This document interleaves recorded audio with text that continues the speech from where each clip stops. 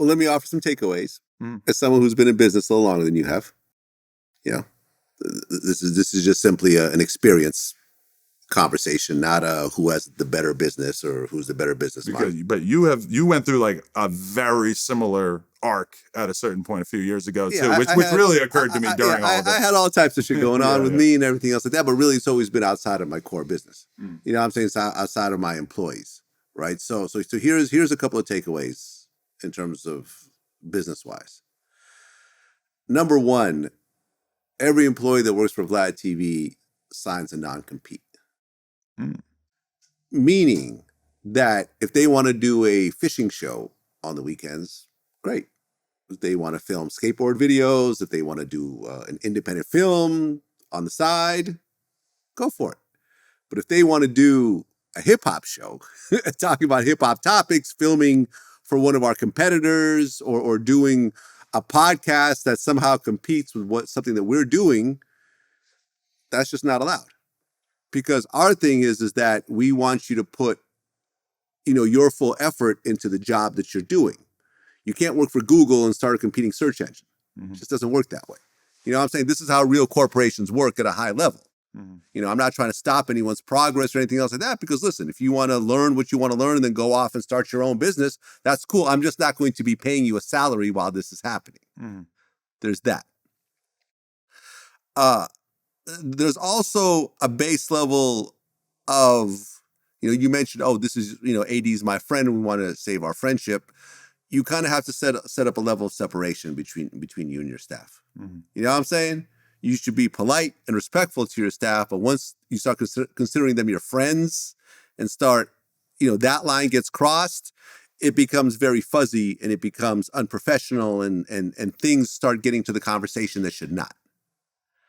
Another thing that I've realized over the years, to me, which didn't make sense conceptually, but I've always saw that employees will always band together with other employees as opposed to, their employer. Mm-hmm. To me, it doesn't make sense. Like, well, I'm the one paying you. Shouldn't you be more like loyal to me because I'm paying you as opposed to your coworker? But it ultimately doesn't work that way because they work together. They spend more of their time together and they're going to have more of a bond with their coworkers, which sometimes will mean a bond against you and sometimes will mean that they band up against you and so forth. So those are my takeaways in terms of things that you could potentially learn from as your business progresses. You could agree with me or disagree with me, but this is how I see it. No, I agree for sure. Like I was just way too lax and really didn't set firm boundaries with the people that were on the channel. So we very quickly ended up with a situation in which people on the channel would come in and be on the news or be on a No Jumper podcast and stir shit up, create beef with the employees, the other hosts, etc.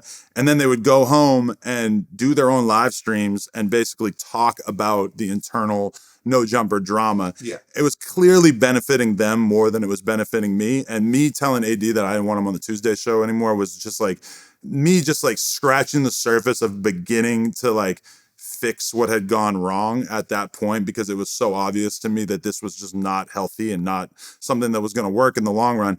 And to be fair, and my employees who are here right now can let you know, since those guys left the building, we haven't had any internal drama with any of the hosts. It was just the kind of thing that was very much incentivized by the fact that they had their own streams, their own channels, and that they wanted to make content that was going to get as many views as possible. And when those dudes, when AD started streaming, that was my idea. I told him you should start streaming. I thought he was going to stream video games or he was going to talk about, stories from his past or something. And then very quickly it became clear that he was going to get the most views from talking about No Jumper stuff and creating drama within the No Jumper world.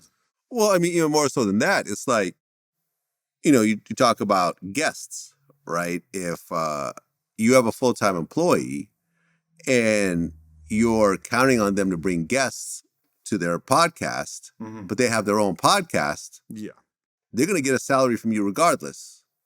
So they're going to double dip and bring the best guests to their own podcast. You see what I'm saying? Because they're incentivized financially to not bring them to you because they're on a set salary with you. This is why I do the non-competes, like I said, because these types of situations will start to occur. which is why if you look at all the Vlad TV employees, we have like 20 of them. You don't see any of them with podcasts or talking about Vlad TV or whatever else. They have, fulfilling lives. They do a lot of cool shit, but they're just not doing stuff that's going to ultimately compete with the company or cause problems with the company. And I was just way too chill about that shit because it was my first time having hosts on the channel that were actually popular in any way. And it just, I just didn't really realize how shit was going to play out as time went by. And, I think also like they kind of started to get the idea, and I blame this mostly on bad management. Like they had other people putting ideas in their heads, but they basically like started to get the idea that they could leave No Jumper and that No Jumper would kind of die off and that their shit would become really successful. Now, I've been there. Yeah, you fast forward 4 or 5 months and it becomes pretty fucking clear that they would be making way more money if they had just stuck with No Jumper. Well, you had mentioned that on one of your podcasts. You said that AD was making like 6 figures working for you. Well, I mean, he kept going on camera and saying that he was making 6 figures a year. I always wondered, why are you lying? Because that was never really the situation. Like he was, I think at the high point, he was getting paid like $7,000 a month or something, which is good money. That's almost 6 figures. Yeah, it's almost 6 figures, but it's not 6 figures. So I always kind of wondered why he was saying that he was getting 6 figures, you know? But you had made a comment that if you look at the views of what he's doing now, he's not making as much. No, yeah, because he lost his No Jumper deal, or he left No Jumper and he lost his caffeine deal at the same time, which to me, I saw that and I felt for him. Caffeine is what? It's like a streaming service that was paying him pretty good to stream on their platform as well. And yeah, they started their own platform and, they're doing it. But to be fair, I mean, they do like 1-2 hour stream every week, which to me is kind of shocking because my work ethic just would never allow me to, do that. Like I need to grind. Like to me, if I do 5 pieces of content in a week, that's a light week, and I'm doing all these crazy interviews and my own consistent podcast and doing the show with Whack and everything. So I don't know. I mean, I think that they just kind of ended up with a different idea of how this was going to work. And it doesn't seem like it's really worked out. Whereas for me, on the other hand, I've been able to get people like Brick Baby and Whack 100 and kind of just build the channel up. Like, we had maybe like 2 months, 3 months that were a little bit low view wise. And then last month we did 50 million views between the Clips channel and the main channel. Like we're doing great. And I mean, I also realized through all this stuff that, I mean, I'm not really like reliant on AdSense. I have a lot of different revenue streams. So if my YouTube money gets cut in half, it doesn't really change shit that much for me. Whereas with these guys, they're trying to create businesses that are almost entirely based around ad revenue. And, I don't think it's going as smoothly as they probably wish that it was. But, lesson learned.